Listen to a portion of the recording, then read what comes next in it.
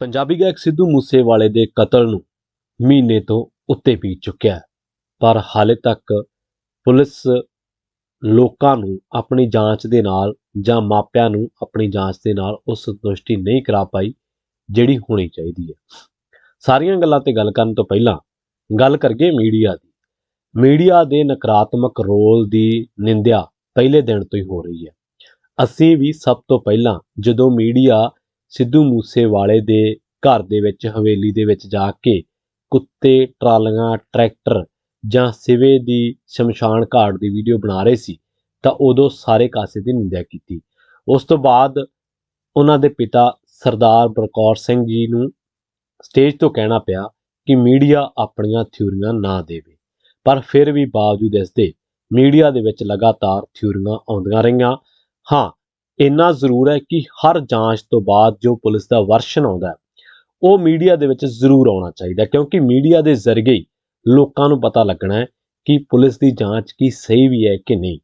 ਅੱਜ ਅਸੀਂ ਜਿਸ ਖਬਰ ਦੇ ਬਾਰੇ ਤੁਹਾਨੂੰ ਦੱਸਣ ਜਾ ਰਹੇ ਹਾਂ ਉਹ ਖਬਰ ਜੁੜੀ ਹੈ ਅਸਲ ਦੇ ਵਿੱਚ 28 ਮਈ ਦੇ ਨਾਲ, ਕਿਉਂਕਿ ਜਿਹੜੀ ਜਾਂਚ ਚੱਲ ਰਹੀ ਹੈ ਉਹ ਜਾਂਚ ਦੇ ਵਿੱਚ ਇਹ ਗੱਲ ਸਾਹਮਣੇ ਆਈ ਹੈ ਕਿ ਜਦੋਂ ਸੁਰੱਖਿਆ ਘਟਾਈ ਗਈ ਸਿੱਧੂ ਮੂਸੇਵਾਲੇ ਦੀ ਤਾਂ ਉਸ ਦਿਨ ਗੋਲਡੀ ਬਰਾੜ ਜ਼ਿਆਦਾ ਐਕਟਿਵ ਹੋ ਜਾਂਦਾ। ਉਹ ਕਹਿੰਦਾ ਪ੍ਰਿਆਵਰਤ ਫੌਜੀ ਨੂੰ ਫੋਨ ਕਰਦਾ ਕਿ ਫੌਜੀ ਕੰਮ ਕੱਲ ਨੂੰ ਹੀ ਕਰਨਾ।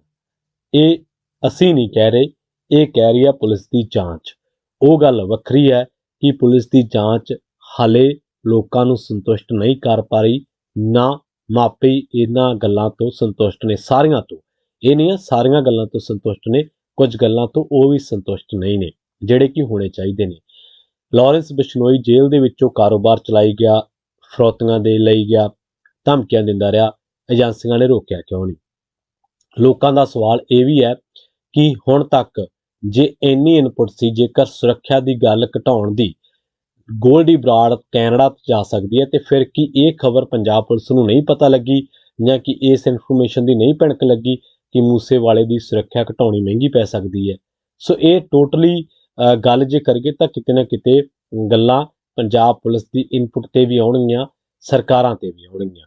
ਖੈਰ, ਹੁਣ ਜਿਹੜੀ ਗੱਲ ਸਾਹਮਣੇ ਆਈ ਹੈ ਉਹ ਇਹ ਹੈ ਕਿ ਗੋਲਡੀ ਬਰਾੜ ਤੇ ਸ਼ਾਰਪ ਸ਼ੂਟਰ ਪ੍ਰਿਆਵਰਤ ਫੌਜੀ ਦੇ ਵਿਚਾਲੇ ਫੋਨ ਤੇ ਗੱਲਬਾਤ ਹੋਈ। ਇਹਦੇ ਇੱਕ ਮੀਡੀਆ ਰਿਪੋਰਟ ਇਸ ਗੱਲ ਦਾ ਦਾਅਵਾ ਕਰ ਰਹੀ ਹੈ, ਜਿਸ ਦੇ ਵਿੱਚ ਇਹ ਜਿਹੜੀ ਫੋਨ ਤੇ ਗੱਲਬਾਤ ਹੋਈ ਹੈ ਉਹ ਪੁਲਿਸ ਦੇ ਹੱਥ ਲੱਗੀ ਹੈ। ਇਹਦੇ ਵਿੱਚ ਗੋਲਡੀ ਬਰਾੜ ਘਟਨਾ ਤੋਂ ਇੱਕ ਦਿਨ ਪਹਿਲਾਂ ਫੌਜੀ ਨੂੰ ਕਹਿੰਦਾ ਕਿ ਫੌਜੀ ਉਹਨੇ ਇਹ ਕੰਮ ਕੱਲ ਨੂੰ ਹੀ ਕਰਨਾ ਹੈ, ਤੇ ਦੂਜੇ ਦਿਨ 4:30 ਵਜੇ ਗੋਲਡੀ ਬਰਾੜ ਨੂੰ ਫੋਨ ਕਰਕੇ ਫੌਜੀ ਕਹਿੰਦਾ ਕਿ ਅਸੀਂ ਘਰ ਦੇ ਬਾਹਰ ਹਾਂ। 6 ਵਜੇ ਇੱਕ ਹੋਰ ਫੋਨ ਫੌਜੀ ਕਰਦਾ ਤੇ ਦੱਸਦਾ ਕਿ ਕੰਮ ਹੋ ਗਿਆ, ਮਤਲਬ ਉਹਨਾਂ ਨੇ ਮੂਸੇਵਾਲਾ ਕਤਲकांड ਨੂੰ ਅੰਜਾਮ ਦੇ ਦਿੱਤਾ। ਹੁਣ ਇਹ ਜਿਹੜੀ ਗੱਲਬਾਤ ਹੋਈ ਹੈ ਜਿਹਦੇ ਵਿੱਚ ਗੋਲਡੀ ਬਰਾੜ ਇਹ ਕਹਿੰਦਾ ਕਿ ਫੌਜੀ ਕੰਮ ਕੱਲ ਨੂੰ ਹੀ ਕਰਨਾ ਹੈ, ਇਹ 28 ਮਈ ਦੀ ਦੁਪਹਿਰ ਦੀ ਗੱਲ ਹੈ, ਜਦੋਂ ਮੂਸੇਵਾਲੇ ਦੀ ਸੁਰੱਖਿਆ ਦੇ ਵਿੱਚ ਕਟੌਤੀ ਦੇ ਹੁਕਮ ਜਨਤਕ ਹੋਣ ਤੋਂ ਬਾਅਦ ਕਾਤਲਾਂ ਨੇ ਤੇਜ਼ੀ ਦੇ ਨਾਲ ਗੱਲਬਾਤ ਕਰਨੀ ਜਾਂ ਕਾਰਵਾਈ ਪਾਉਣੀ ਸ਼ੁਰੂ ਕਰ ਦਿੱਤੀ।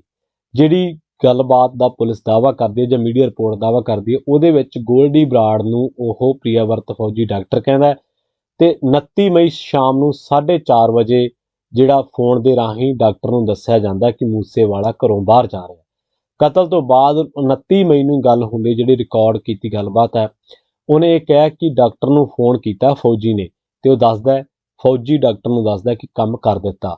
ਦਿੱਲੀ ਦੇ ਸਪੈਸ਼ਲ ਸੈੱਲ ਵੱਲੋਂ ਕੀਤੀ ਗਈ ਪੁੱਛਗਿੱਛ ਅਤੇ ਫੌਜੀ ਦੀ ਮੋਬਾਈਲ ਦੀ ਫੋਰੈਂਸਿਕ ਰਿਪੋਰਟ ਤੋਂ ਇਹ ਗੱਲ ਸਾਹਮਣੇ ਆਈ ਹੈ। ਹੁਣ ਤਾਂ ਪੁਲਿਸ ਲੱਖ ਦਾਅਵੇ ਕਰ ਰਹੀ ਹੈ, ਪਰ ਜਿਨ੍ਹਾਂ ਮਾਪਿਆਂ ਦਾ ਪੁੱਤ ਮਾਰਿਆ ਗਿਆ, ਕਿ ਉਹਨਾਂ ਮਾਪਿਆਂ ਦਾ ਪੁੱਤ ਵਾਪਸ ਆ ਜਾਊਗਾ? ਇੱਕ ਵੱਡਾ ਸਵਾਲ ਹੈ। ਜੇਲ੍ਹਾਂ ਦੇ ਵਿੱਚੋਂ ਐਡਾ ਵੱਡਾ ਨੈਟਵਰਕ ਇੰਟਰਸਟੇਟ ਨਹੀਂ, ਇੰਟਰ ਕੰਟਰੀ ਚਲਾ ਗਿਆ, ਕੌਮਾਂਤਰੀ ਚਲਾ ਗਿਆ। ਇੱਕ ਬੰਦੇ ਦਾ ਕਤਲ ਬਾਹਰੋਂ ਬੰਦਾ ਬੈਠਾ ਡਾਇਰੈਕਟ ਕਰ ਰਿਹਾ, ਪਰ ਕੀ ਇੱਥੋਂ ਦੀ ਇਨਪੁਟ ਨੂੰ ਜਮਾਂ ਹੀ ਇਹ ਜਿਹੜੀ ਆ ਉਹ ਸੂਚਨਾ ਨਹੀਂ ਸੀ, ਜਾਣਕਾਰੀ ਨਹੀਂ ਸੀ ਕਿ ਇੰਨਾ ਕੁਝ ਹੋ ਰਿਹਾ? ਸੋ ਮੂਸੇਵਾਲਾ ਕਤਲ ਤੋਂ ਬਾਅਦ ਉਹਨਾਂ ਦੇ ਪ੍ਰਸ਼ੰਸਕਾਂ, ਉਹਨਾਂ ਦੇ ਚਾਹੁਣ ਵਾਲਿਆਂ, ਉਹਨਾਂ ਦੇ ਮਾਪਿਆਂ ਸਮੇਤ ਸਾਰੇ ਲੋਕਾਂ ਦੇ ਵਿੱਚ ਰੋਸ ਹੈ, ਔਰ ਚਾਹੁਣ ਵਾਲਿਆਂ ਵਿੱਚ ਤਾਂ ਇੱਕ ਬਹੁਤ ਵੱਡੀ ਗੁੱਸੇ ਦੀ ਭਾਵਨਾ ਵੀ ਹੈ ਕਿ ਉਹਨਾਂ ਨੇ ਇਸ ਗੱਲ ਦਾ ਦਾਅਵਾ ਕੀਤਾ ਕਿ ਇਹ ਗੱਲਾਂ ਜਿਹੜੀਆਂ ਸੀ, ਜਦੋਂ ਪੰਜਾਬ ਸਰਕਾਰ ਜਾਂ ਪੰਜਾਬ ਪੁਲਿਸ ਦੇ ਖੂਫੀਆ ਵਿਭਾਗ ਨੂੰ ਇਹ ਚੀਜ਼ਾਂ ਪਤਾ ਸੀ, ਤਾਂ ਫਿਰ ਕਿਉਂ ਐਡੀ ਵੱਡੀ ਵਾਰਦਾਤ ਹੋਣ ਦੀ ਵੇਟ ਕੀਤੀ ਗਈ, ਇੰਤਜ਼ਾਰ ਕੀਤਾ ਗਿਆ। ਸੋ ਹੁਣ ਵੀ ਜਿਹੜੀਆਂ ਮੀਡੀਆ ਰਿਪੋਰਟਾਂ ਲਗਾਤਾਰ ਆ ਰਹੀਆਂ ਨੇ ਉਹਨਾਂ ਦੇ ਵਿੱਚ ਵੀ ਇਹ ਦਾਅਵਾ ਕੀਤਾ ਜਾ ਰਿਹਾ ਕਿ ਜਿਹੜੇ ਹਥਿਆਰ ਨੇ ਉਹ ਕਾਲੋਂ ਦੇ ਘਰੇ ਲੁਕਾਏ ਗਏ ਨੇ। ਇੱਥੇ ਇੱਕ ਗੱਲ ਹੋਰ ਜ਼ਿਕਰ ਕਰਨਾ ਬਣਦਾ, ਉਹ ਇਹ ਹੈ ਕਿ ਮੀਡੀਆ ਦੀਆਂ ਕੱਚ ਘਰੜ ਥਿਊਰੀਆਂ ਤੇ ਨਾ ਜਾਓ। ਤੁਹਾਡੇ ਕੋਲੇ ਪੁਲਿਸ ਦਾ ਜੋ ਵਰਸ਼ਨ ਹੈ, ਪੁਲਿਸ ਦੀ ਜੋ ਜਾਂਚ ਕਹਿ ਰਹੀ ਹੈ, ਉਹਦੀ ਗੱਲ ਜ਼ਰੂਰ ਹੋਣੀ ਚਾਹੀਦੀ ਔਰ ਲੋਕਾਂ ਨੂੰ ਪਤਾ ਲੱਗਣਾ ਚਾਹੀਦਾ ਕਿ ਪੁਲਿਸ ਜਾਂਚ ਕਿਹੜੇ ਐਂਗਲ ਤੋਂ ਕਰ ਰਹੀ ਹੈ। ਜੁੜੇ ਰਹੋ ਪੰਜਾਬੀ ਰੇਡੀਓ USA ਦੇ ਨਾਲ। ਤੁਹਾਡਾ